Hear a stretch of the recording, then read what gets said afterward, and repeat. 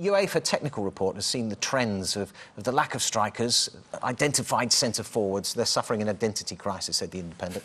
False number nines, too wide players. You know, when you look at people like Ronaldo and Messi, they're not strikers, as we will have with Clive Allen in the original and true sense. They play pretty much wherever the hell they want.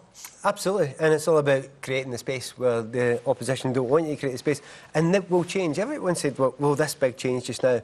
Football has been totally and utterly fluid like this for the past 30, 40 years. Well, UEFA have just noticed, so... Yeah, well, funnily enough, British football was quite late on the scene and noticing a lot at the time, you know, but it has adapted, it has changed. By the time Barca had become... everyone's saying, oh, this is the greatest team ever.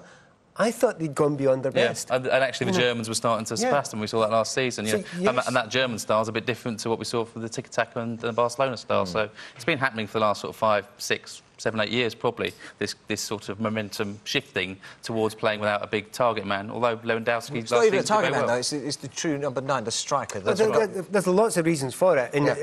And what it is, if you've got 2 centre-backs, you want to make sure they're isolated. Most teams will probably stick with the 2 centre-backs, but if you're playing no one against them, in simple terms, you've got more players than them in other parts of the field. Another very simple thing, if you do play one up front, which most teams last season 4-2-3-1 were playing one up front, well, you're against 2 centre-backs, so you're, you know, odds on, unless you're Didier Drogba, and with that player, you're going to get beat. So you need to find a way around that. Well, it's always going to be difficult to do that, because you're 2 against 1 against good defenders. And sometimes the answer isn't to go and bash up against them like an old-fashioned number 10. Sometimes retreat. Hear that, Arsenal fans? Those strikers, that's the good news. You're doing the right stuff.